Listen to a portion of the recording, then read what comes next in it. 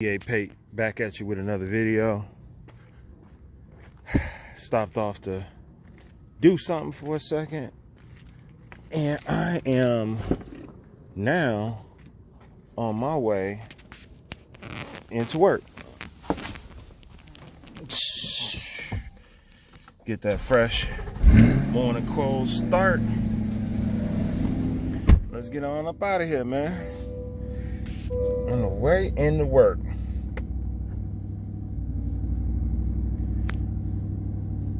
Just wanted to get a little bit of time in the C8.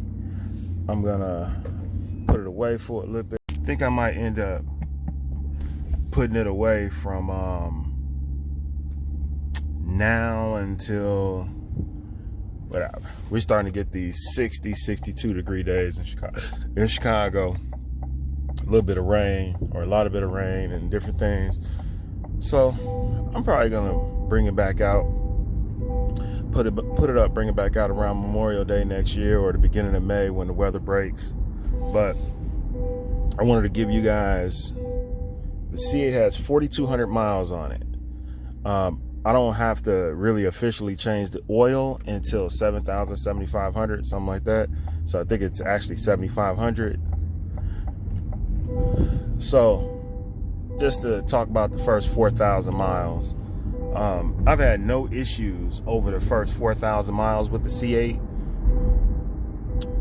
that I can think of. Well, one, I let somebody go around the corner or whatever, drive the car, a friend, and person got a nail in the tire in a weird place on the tire,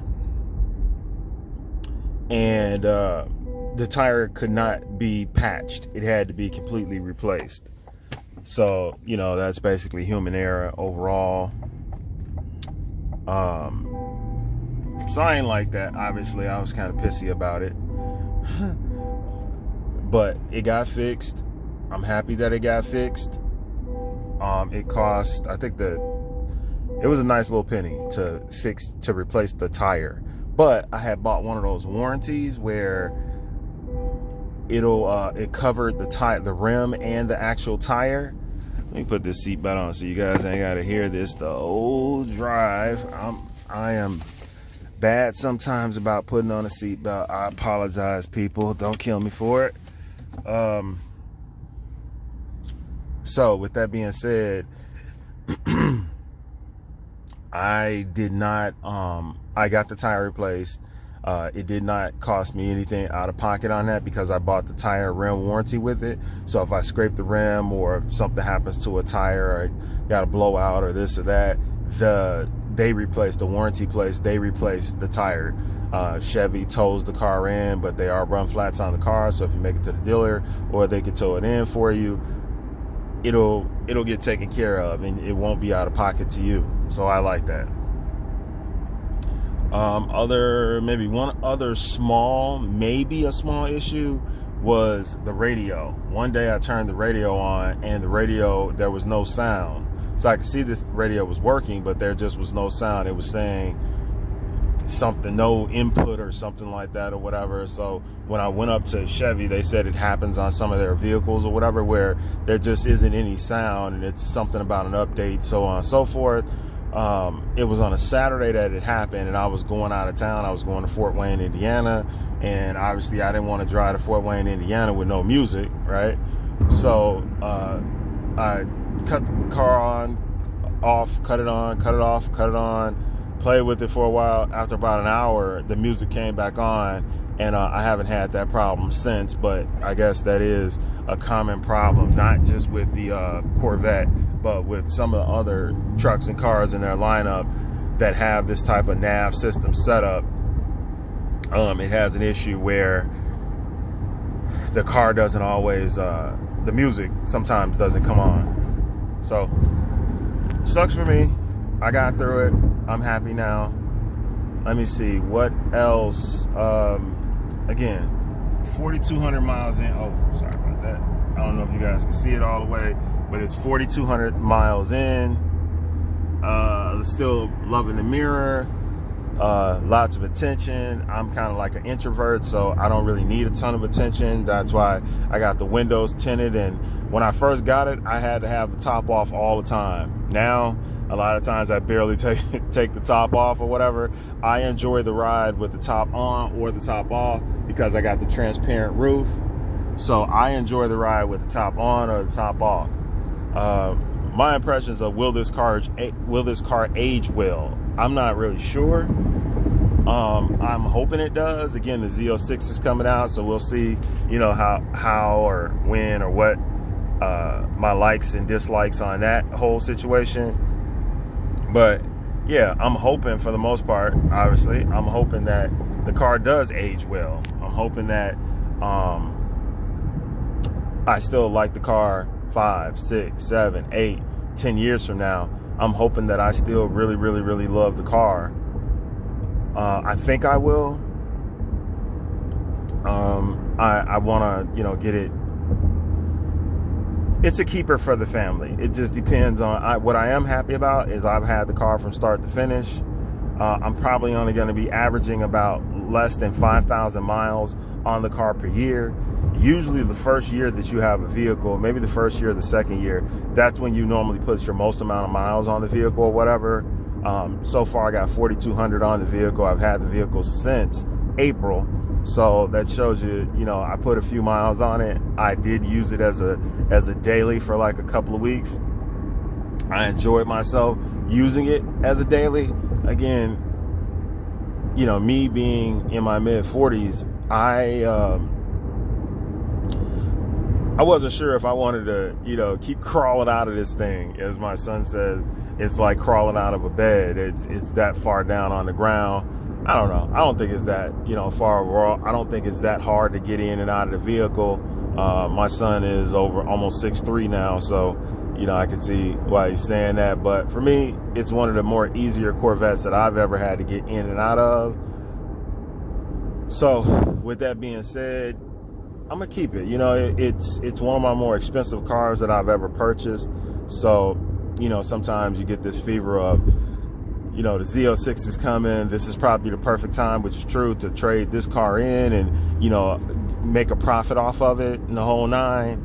But I don't want to do that. I actually really like the car, so I don't see where I have to do that. I go to work every day. I do what I got to do. So with that being said, I'm not one of those people who are like, oh, I deserve the car. But to a certain degree, I feel like, yes, I do deserve the car. I work hard every day.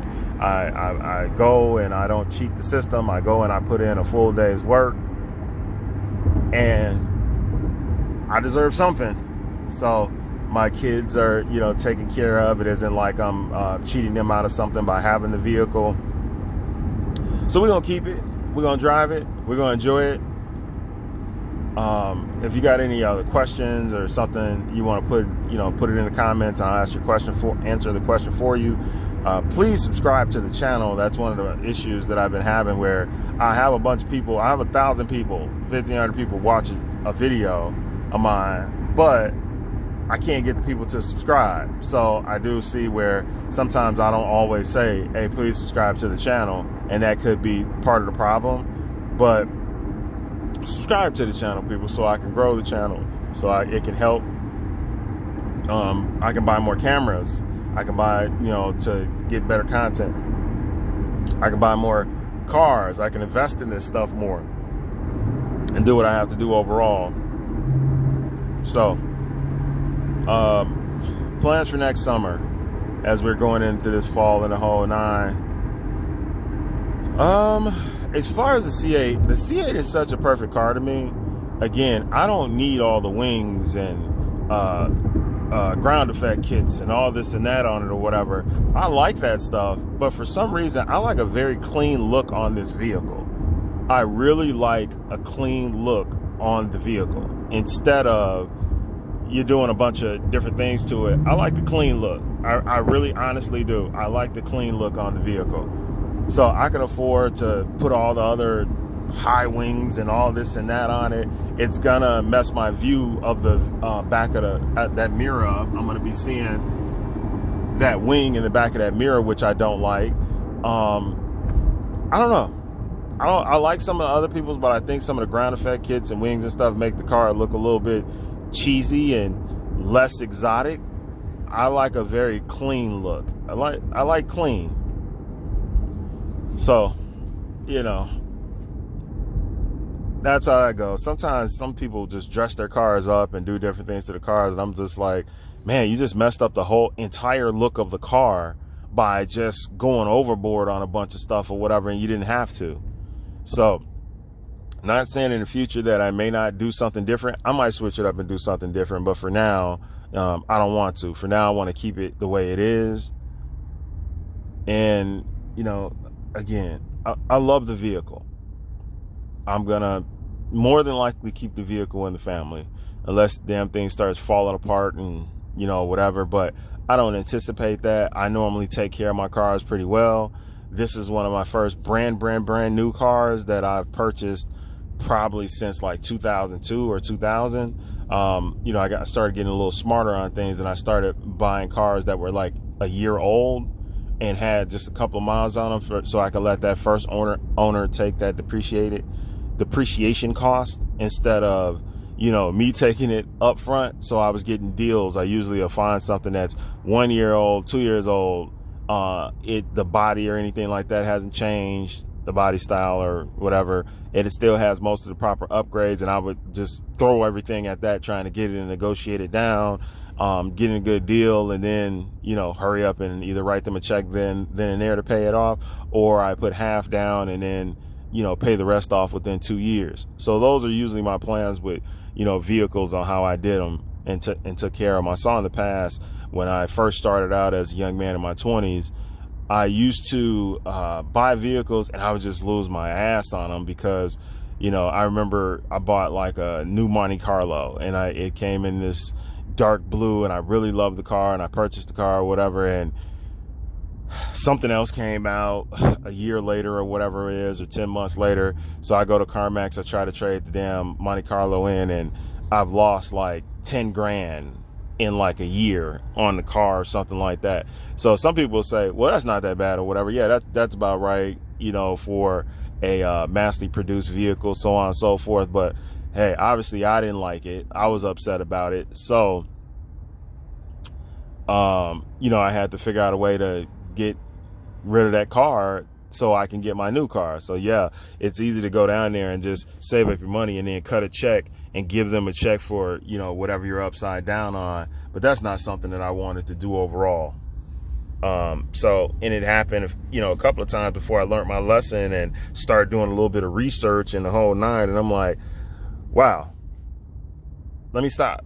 So, you know, I got on this thing where I only wanted new vehicles back then, where I was like, hey, if it's not a new vehicle, if I can't afford a new vehicle, then I just can't afford the vehicle. Or, you know, I didn't want to, as I felt, drive somebody else's car. I wanted to drive my own car, right?